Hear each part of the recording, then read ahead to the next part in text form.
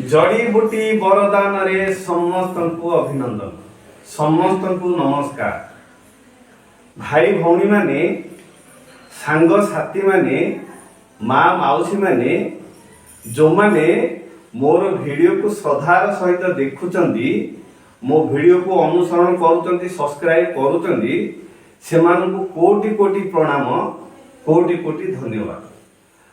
भाई भौणी माने आसंतु आज आमे जानिबा आम देश रे आम राज्य रे किछि माँ भौणी एमिति मध्य अछंती जो मानकर छोटिया छोटिया पिला, छोटिया छोटिया शिशु बालक जन्म ही से माने कथा कहिबारे सेमानकर असुविधा रहुछि। जेमिति हमर जड़ा हवा,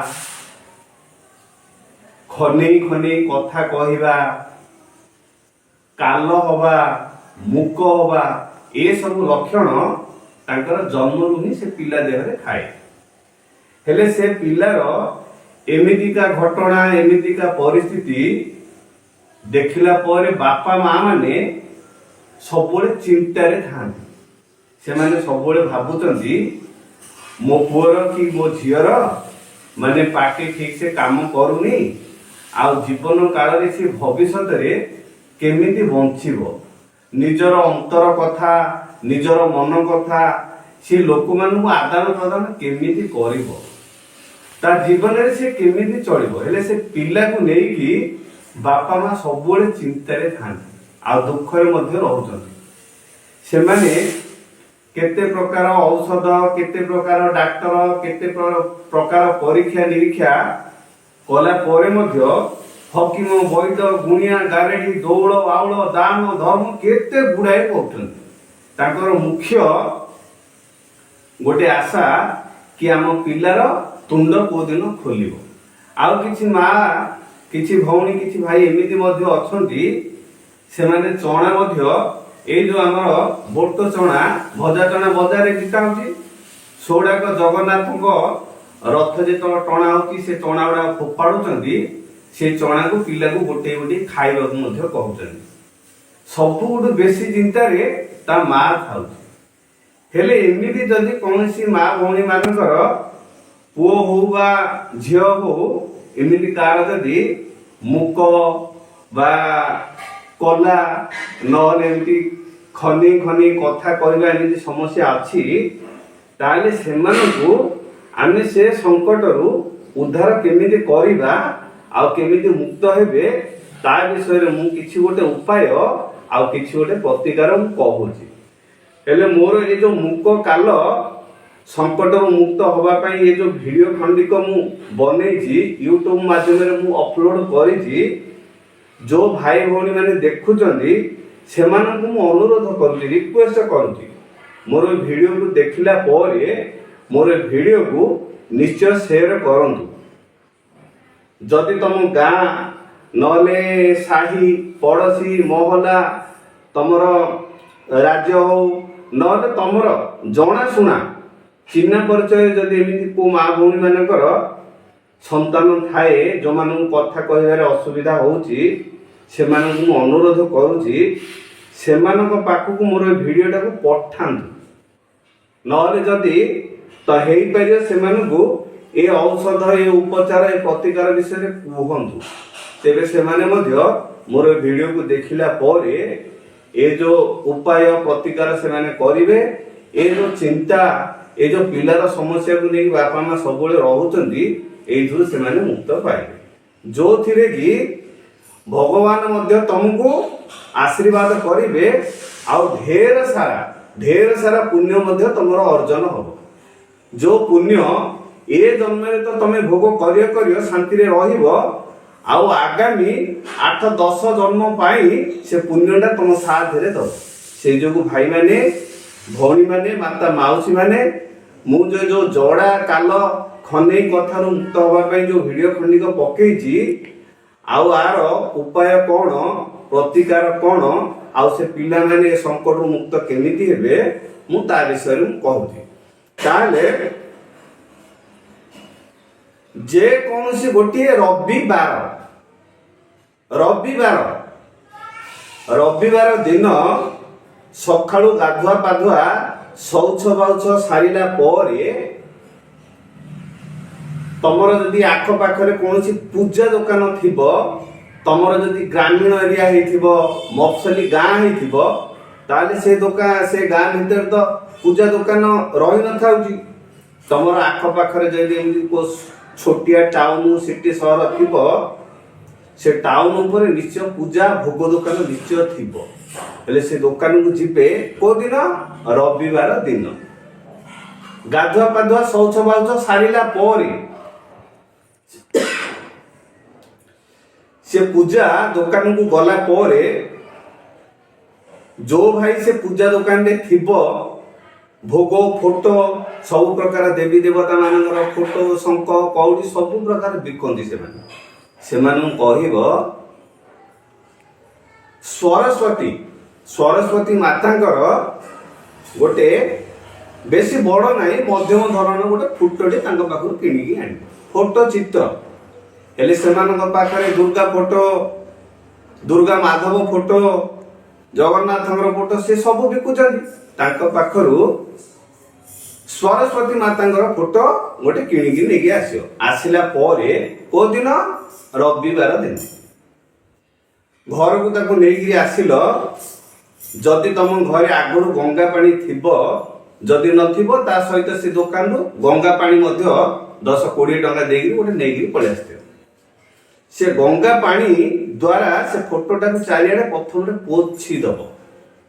କାହିଁକି ନା କେତେ ଲୋକ ସେ ଫଟୋକୁ ହାତ ଲଗେଇଛନ୍ତି, ଯିଏ ବନେଇଛି, ଯିଏ ତିଆରି କରିଛି, କେତେ ପ୍ରକାର ଛୁଆଁ ଛବେରା ଅଶୁଦ୍ଧ ସେ ଫଟୋ ସହିତ ରହିଛି।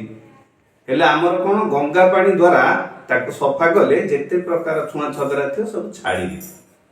ତାପରେ ତମ ନିଜ ଘରେ ତମର ଠାକୁର ଘର ନିଶ୍ଚୟ ଥିବ। ସେ ଠାକୁର ଘର ଭିତରେ ପ୍ରାୟ ଆମର ହିନ୍ଦୁ ଧର୍ମରେ, ଆମର ଭାରତରେ ଯେତେ ସବୁ ଘର ରହୁଛି, ସବୁ ଘରର ଐଶାନ୍ୟ କୋଣ ମଧ୍ୟ ଘର ଭିତରେ ଥାଉଛି। ସେ ଐଶାନ୍ୟ କୋଣରେ ଠାକୁର ଘର ରହୁଛି। ହେଲେ ଆଗରୁ ତମର ଘର ଇଷ୍ଟ ଦେବୀ, ବାକି ଅନ୍ୟାନ୍ୟ ଆମର ଦେବୀ ଦେବତା ମାନଙ୍କର, ଶିବଙ୍କର ଫଟୋ, ଜଗନ୍ନାଥଙ୍କର ଫଟୋ ସବୁ ପ୍ରକାର ସେ ଠାକୁର ଘରେ ରଖିକି ଆମେ ସବୁ ପୂଜା କରୁଛେ, ଭୋଗ ମଧ୍ୟ ଲଗଉଛେ। ସେମିତି ଏଇ ଫଟୋଟାକୁ ଯୋଉ ଆମର ସରସ୍ୱତୀ ମାତାଙ୍କର ଯୋଉ ଫଟୋ ଆମେ ଦୋକାନରୁ ଆଣିଲେ, ତାକୁ ଗଙ୍ଗା ପାଣିରେ ସଫା କଲା ପରେ ତମେ ସେଇ ଠାକୁର ଘରେ ନେଇକି ଫଟୋଟାକୁ ସେଇ କୋଣରେ ସଜେଇବେ। ସଜେଇଲା ପରେ ପ୍ରତିଦିନ ଆମେ ଯେମିତି ସକାଳ ହେଲେ ଗାଧୁଆ ପାଧୁଆ କରୁଛନ୍ତି ଭକ୍ତି ମାର୍ଗରେ, ଆସ୍ଥାର ସହ ଆମେ ଯାଇକି ସେ ଜାଗାରେ ଧୂପ ଲଗାଉଛନ୍ତି, ଝୁଣା ଦଉଛନ୍ତି, ଭଗବାନଙ୍କୁ ଈଶ୍ୱରଙ୍କୁ ଆମେ ପ୍ରାର୍ଥନା କରୁଛନ୍ତି। ସେମିତି ମାଙ୍କୁ ଏଇ ଯୋଉ ସରସ୍ୱତୀ ମାତାଙ୍କର ଯୋଉ ଫଟୋଟା ରଖିଥିବେ, ଯଦି ତମେ ପ୍ରତ୍ୟେକ ଦିନ ଭୋଗ, ଯଦି ଏମିତି ଚିନି, ମିଠା, କଦଳୀ, ନଡ଼ିଆ ନହେଲେ କୌଣସି ଫ୍ରୁଟ ଯଦି ଭୋଗ ମଧ୍ୟ ଦଉଥିବେ, ସେମିତି ମଧ୍ୟ ସେ ମାଙ୍କର ଚରଣ ବିନ୍ଦରେ ଦେବେ, କୌଣସି ଗୋଟେ ଗିନାରେ। ଆଉ ଯେମିତି ଭୋଗ କରିବା କଥା କର, ଧୂପ ଦୀପ ଝୁଣା ସବୁ ଦେଲା ପରେ ମାଙ୍କର ଚରଣ ବିନ୍ଦରେ ଶରଣ ଦିଅ।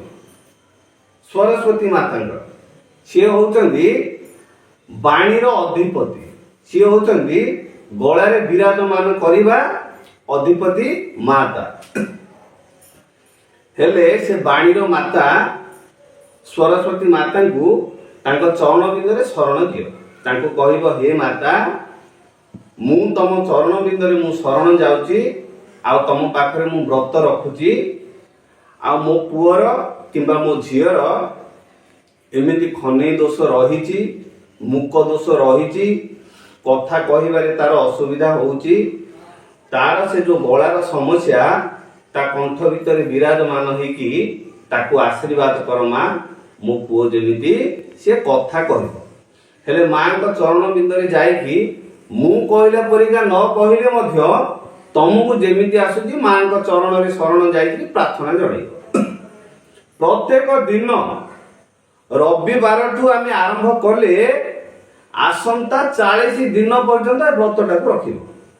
ପ୍ରତ୍ୟେକ ଦିନ ସକାଳୁ ଗାଧୁଆ ପାଧୁଆ କରିବ, ପରିଷ୍କାର କପଡ଼ା ପିନ୍ଧିବ, ଯେମିତି ଭୋଗ ଯେମିତି ଧୂପ ଦୀପ ଦଉଛ, ଆଉ ପ୍ରତ୍ୟେକ ଦିନ ନିଜର ପୁଅ ହଉ ବା ଝିଅକୁ ସେ ମୁକ ଦୋଷରୁ ମୁକ୍ତ କରିବା ପାଇଁ ମାଙ୍କ ଚରଣ ବିନ୍ଦରେ ପ୍ରାର୍ଥନା କରେ। ହେଲେ ପୂଜାବିଧି ସରିଲା, ମାଙ୍କର ଭୋଗରାଗ ସରିଲା, ପ୍ରାର୍ଥନା କଲ, ଆସିଲା ପରେ ତମର ଯଦି ପୁଅର ଏ ସମସ୍ୟା ହେଇଛି ବା ଝିଅର ସମସ୍ୟା ହେଇଛି, ସେ ଦିନ ସାରା ପାଣି ମଧ୍ୟ ପିଉଛି। ହେଲେ ଯଦି ଅତି ଛୋଟିଆ ଶିଶୁ ବା ଛୋଟ ବାଳକ ନହେଲେ ଟିକେ ଯଦି ଅଧିକା ବୟସର ପିଲା ହେଇଥିବ, ସେ ଟିକେ ଅଧିକା ପାଣି ପିଇବ। ଛୋଟିଆ ଯଦି ପିଲା ହେଇଥିବ ସେ କମ ପାଣି ପିଇବ। ହେଲେ ଦିନ ସାରା ସେ ଯେତିକି ପାଣି ପିଉଛି, 1 ଲିଟର 2 ଲିଟର 3 ଲିଟର 4 ଲିଟର, ସେତକ ପାଣି ପ୍ରଥମରେ କୌଣସି ଗୋଟେ ବାସନରେ ତାକୁ ଫୁଟେଇ ଦେବେ। ଚୁଲି ଉପରେ ତାକୁ ଭଲ କରିକି ଫୁଟେଇ ଦେବେ। ଫୁଟେଇଲା ପରେ ସେ ପାଣି ଯେତେବେଳେ ଥଣ୍ଡା ହେଇଯିବ, ଥଣ୍ଡା ହେଇଗଲା ପରେ ସେ ପାଣି ପାଖରେ କର ମୁଦ୍ରାରେ ବସିବ, ସରସ୍ୱତୀ ମାତାକୁ ସ୍ମରଣ କରିବ, ହେ ମାତା ଏ ପାଣି ଭିତରେ ପ୍ରସନ୍ନ ହୁଅ, ଏମିତି କହିବ। କହିଲା ପରେ ମୁଁ ଗୋଟେ ମନ୍ତ୍ର କହୁଛି, ସେ ମନ୍ତ୍ର 21 ଥର ପାଠ କରିବ। 21 ଥର ସେ ପାଣିକୁ ଫୁକ ମାରିବ। ଗୋଟେ ଥର ମନ୍ତ୍ରଟାକୁ ପଢିବ, ଗୋଟେ ଥର ସେ ପାଣିକି ଫୁକ ମାରିବ। ଆମେ ଯେମିତି ଭୂତ ପ୍ରେତ ନହେଲେ ଆମର ପିଲାମାନେ ଯଦି ଡରିଗଲେ, ଆମେ କୌଣସି ଗୁଣିଆ ଗାରେଡି ନହେଲେ ଯୋଉ ଭାଇମାନେ ଝାଡ଼ ଫୁଙ୍କ କରୁଛନ୍ତି ସେମାନଙ୍କ ପାଖକୁ ନେଲେ, ସେମାନେ ମନ୍ତ୍ର ପାଠ କରୁଛନ୍ତି, ଏମିତି ଫୁଙ୍କୁଛନ୍ତି।